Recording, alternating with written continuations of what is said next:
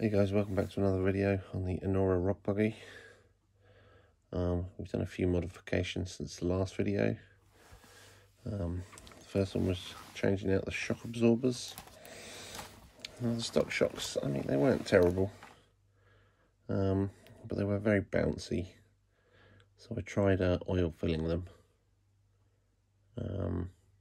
and they were a lot better with oil in there. I think I went with 60 weight in the end. I tried 30 first, and that didn't really make much difference, so 60 weight was the way to go. And it actually worked great for about a day, and then one of the oil seals popped out the bottom of one of the shocks. I just wasn't prepared to spend any more time on those, basically. I had these ones already. These are, I bought these shocks quite a while back off AliExpress as spares for my Tyres 4. But I never ended up using them. They've been in my parts box for a long time, so I thought I'd try and fit them to the rock buggy. They were a little bit shorter than the original shock. Total length is about 10mm less. I think these are 110s, and they're kit shocks that it comes with 120, so I've just moved it down basically one position from the top position there to the bottom position here. I did have to space it out slightly to make sure the body didn't hit the frame. The kit, if I recall, came with some spacers, which I seem to have lost. So I just use this little metal ball end as a spacer, and it works fine. They come with two sets of springs. The set that was on them already were quite stiff. I swapped it out for the less stiff springs. And again, we get good axle articulation. It's probably about as much as the stock one, even though it's a shorter shock. And it's a much better action on them. They're much smoother. Yeah, they work a lot better. And on the back, again, rather than put them up here on the stock mounting point, we've put them down here. And they work really well. And they work brilliantly.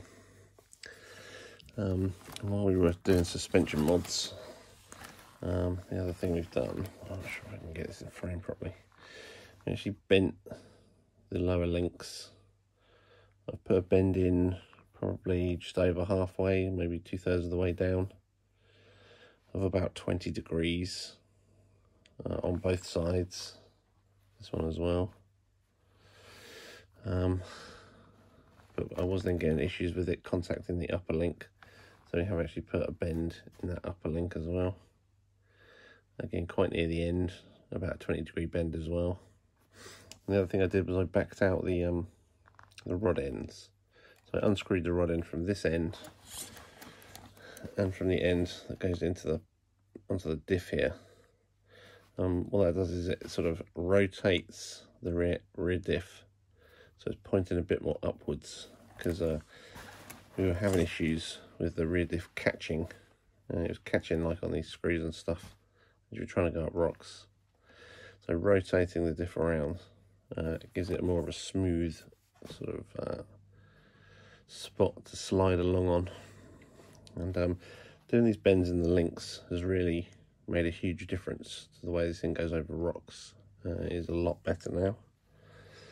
The other thing you may see in the video, or hear in the video, you can just about see it, in the front there is a sound box. I saw this on AliExpress a while back. It's really cheap, I think it's £15. It's quite small, so I've never had a sound module in my car before, so we thought I'd give it a go, and I'm pleasantly surprised by it. There wasn't a lot of room to fit it anywhere, so it ended up getting sort of wedged in here, and then the original screw holes for mounting it, I've just screwed through the top of the plastic there. This plastic that the body's made out of is extremely soft. It's ever so easy to pull a screw through it, which is exactly what I did to start with. So it's got these washers on just to hold it. And yeah, it's good fun.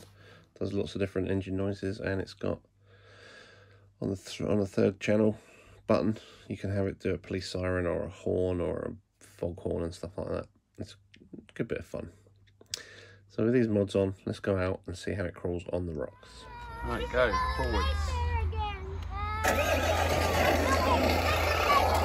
Honk the horn, honk the horn.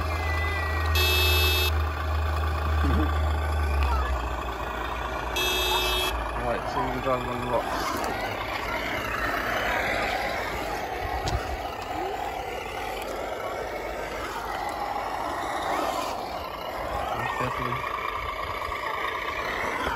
Oh, you crashed.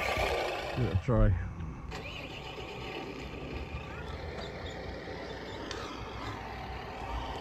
Yes, it can.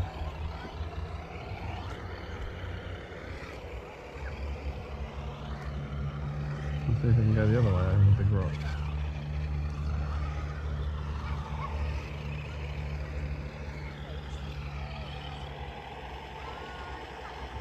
The grip seems to be an issue.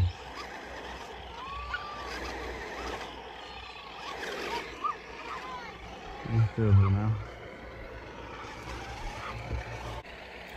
So I wasn't able to make it over a lot of these rocks last time. I think mainly it's the bends in the links that made the difference this time, but the shocks definitely helped too. The other thing that's different about this run is that we're going to be using a 6-cell nickel metal hydride battery. It actually is a lot easier to crawl with the less powerful battery in there. The Lipo battery is great for speed. If you want it as a rock bouncer, Lipo is the way to go, but for slow crawling like this, the nickel metal hydride battery actually made it a lot easier to crawl slowly and to be more controlled. This is one I couldn't do last time. Still not sure. I'll come out from this angle. A little bit lower.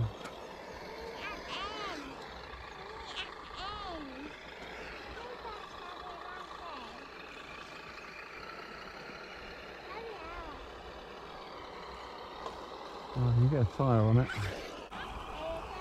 So the tyres are still not the best. I mentioned in the last video, they don't seem to have a lot of traction on these rocks. They're very, very soft tyres. I'm not sure what make they are. They're just the ones that came with the wheels that I bought from China. And they feel like a very soft compound. But and the foams are very soft. But for some reason, it just doesn't seem to get a lot of traction. They do seem a little bit better than last time. I think maybe wearing them in a little bit perhaps is helping. But still, I think if we want to improve performance anymore, the next step is going to have to be some different tyres. Something like some Hyrax would be ideal on these things. But that would kind of blow my budget for what was supposed to be a budget build. You know, a set of Hyrax for this would probably cost as much as the entire Buggy cost, so slightly defeats the purpose there. But I'm on the lookout for some better tyres, and that'll be the next upgrade. If we do this one, that would be amazing. Oh, a second. I'm gonna get it this time. Yes! Look at that. Okay, up this first step and then up another step. Again, if it had better, it's touching in all the right places, if it had better grippier tyres, just make it. You got cheap by bouncing it a little bit. Mine was easy to get across and up and down. Even that way, I went that way. I went that way on the yellow one. The orange one, thank you.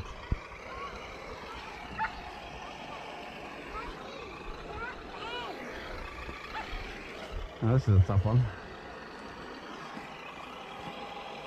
Again, touching.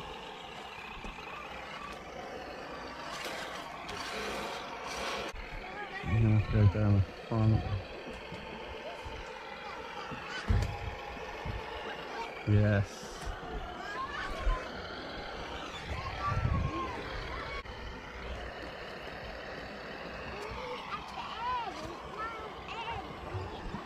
Nearly at the ends. And this is a tricky one as well. The TRX4 can't do this one.